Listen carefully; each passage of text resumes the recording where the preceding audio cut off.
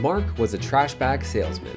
But what most people don't know is he was only 12 years old. What? Why would a 12-year-old be selling trash bags? And more importantly, how did he eventually become a billionaire? Well, it all started when one day Mark wanted to buy some new shoes, but he didn't have the money he needed. So he went to ask his dad, who was playing poker with some friends. Dad, Mark said, "Can I get some money to buy some Converse?" "No," his father responded, "but you can go get a job." "Dad, I'm only 12.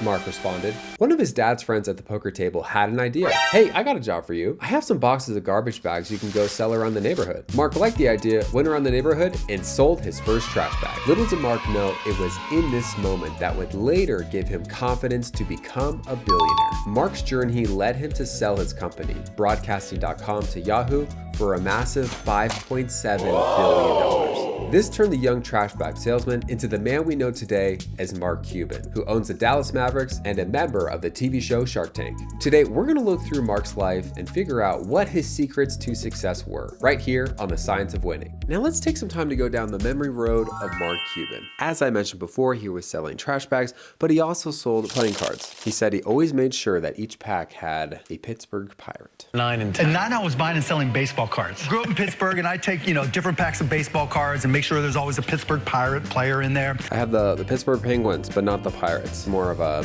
hockey guy. That Sidney Crosby, it's got to be worth something. Now you can see why he sold them. It's kind of fun too. Throw it.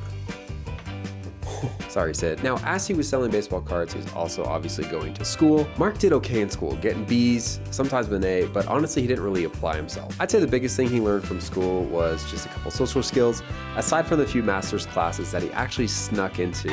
He even took a Russian class, and for the fun of it, decided to go by the name of Boris. Or another way to say that, Марк также посещал уроки русского языка и использовал имя Борис. Exactly. Now, as Mark was on his come up, he was actually a salesperson for software. He ended up building something called Micro Solutions and selling it for $6 million. Wow. Selling Micro Solutions really gave him the foundation he needed to be successful later. He got a lifetime pass to United Airlines, traveled around the world, and had some fun. One thing I love about Mark is he never let sports leave his side. He was always competitive and even has a book that we'll get into called How to Win at Business, the sport, the actual sport of business. Love that phrase. But he built around a company around sports radio, eventually sold it to Yahoo for $5.7 billion in stock. Pretty insane. And with some of the money from those stocks, he was able to buy Dallas Mavericks. But I felt like there was something missing, so I decided to hit the streets and wear the shoes of Mark Cuban. Now, growing up, Mark's first business was selling trash bags. In fact, he even memorized a pitch. "Hi, my name's Mark. Do you use trash bags?" Well, got some good news for you. Anytime you need trash bags, let me know. I'll throw them in the back of my wagon and I'll come right over. Pretty convincing for a first business. Well, he's able to make enough money to buy himself sneakers, and the rest is history. But roaming the streets didn't help me too much, so I decided to go to my school in order to do more research. Ladies and gentlemen, Mark Cuban wrote a book, and quite frankly, I'm a little pissed that no one told me he wrote a book. Not a lot of billionaires write books, but he did, and I read it, and it's pretty good. It's called How to Win at the Sport of Business, and I came to the perfect hallway for that, okay? Sports. My first takeaway, don't lie to yourself. If you're bad at something, tell that to yourself. He said when he started his first business, he was terrible at accounting and staying organized. That really hurt him later because he had to spend more time and effort organizing versus just going out and getting more sales. And he's like, I could have done that in the first place. So huge takeaway there. The second big takeaway, I find a lot of billionaires use this, is their perspective shift. When they face a really, really big decision, they ask themselves, if I was on my deathbed, would I look back and smile? You can use that analogy or perspective for really any decision that you make in your life. When you're in line at Chipotle, will I look back and smile that I got double beans, double rice, double chicken? Depends. You have to choose your own path. And finally, the biggest thing that he talks about is what you can't control, and that's effort. He says, again, you don't want to lie to yourself. If you don't have effort, if you don't have the chutzpah to go ahead and do something, then you probably shouldn't be doing it. He says he doesn't measure effort by the amount of time he puts into something, but in what he's willing to do in order to get what he wants. What are you willing to do to get what you want? And lastly, and most arguably the most important, is all you can control is effort. All you can control is how much effort you put into something. Mark Cuban says he doesn't measure effort by time, but on his willingness to do something. And this is what Mark said. You don't want to lie to yourself when you're thinking about the effort that you're putting. I also mentioned that he was the owner of the Dallas Mavericks. So we're gonna see if we can shoot. All right, moment of truth. Hit the rim. We'll get the rebound. But after missing that shot, I decided to brush up on my basketball skills, so I headed to the gym. We're here at the court today, trying to figure out Mark Cuban's signature move. It's when he's posted up against someone, okay, goes back, pivots out, and then hits that. Hits that for two. Let me know in the comment section if this is traveling. This is a genuine question. If I'm here, I go through my legs, right? Oh my, great golly. Boom, and then I don't dribble. I just like step back and then I shoot. Is that legal? Let me know in the comment section below if you know. Another reason we're here is we want to learn about the sport of business. Mark Cuban is huge on this. Most people on the level that Mark is at are extremely competitive when it comes to business. Take for instance, Bill Gates, roughly in the same industry, on the come up. They're both really competitive guys. Is it true that you can leap over a chair from a standing position? It depends on the size of the chair. I'll cheat a little bit. Yes!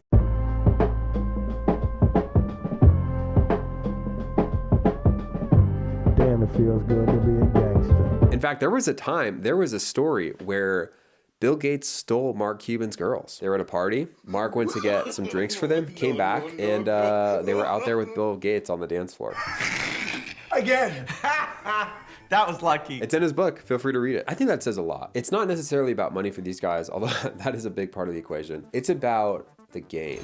It's about just feeling of winning, feeling of being on the court in business, and just giving it everything you got. Mark Cuban has this quote of, business is a lot like sports, but there's no practices, and the game is 24 hours a day for 365 days a year. And someone's always waking up and trying to kick your butt. Pretty intense, but it works for him. He's that type of guy. He's action-oriented. If it helps, it helps. So now we know Mark Cuban loves basketball, but how did he end up actually owning the Mavericks? Well, let's find out. Now, what is the story behind Mark Cuban becoming the owner of the Mavericks? Well, one day he was actually at a game as a citizen, as a Mavs fan, just a regular old fan. And he said he was so disappointed in the energy of the building, how the staff were running the place. He was complaining about it. And he said, you know what? I can do this better. And he let that kind of sink in, and he's like, oh shoot, I actually have the ability to do that. So we went ahead, bought the Mavericks, and the rest is history, dare I say. After the game, I decided to check out the locker room, but then it hit me. Mark is all about keeping it simple. I'm like Glow City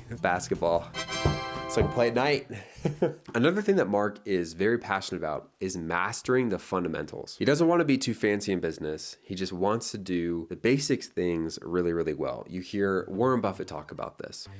He says in investing, he's not trying to hit home runs. He doesn't think everyone should try and hit home runs. You just need a base hit or even a double. On top of that, people like Alex Hormozi have said, when you're stuck, when you're not scaling, it's usually three things. It's your character, it's your mindset, or it's a skill issue. The times in the past where I've seen other people mess up, or even myself, is when I try and make things too complicated. We see this all the time. You see entrepreneurs going after two different rabbits, or people trying to focus on too many different things, and it just doesn't end well. One of the greatest copywriters of all time, Dan Kennedy, has the same mindset. One time he was at this conference, this is me walking through the conference, and there were two options: a very advanced workshop in copywriting, or the basic workshop for beginners. And Dan Kennedy, being this master copywriter, went to the basics one. He said if you went to the advanced one, odds are at the end of the course, because it's so complicated, people would just try and sell you something.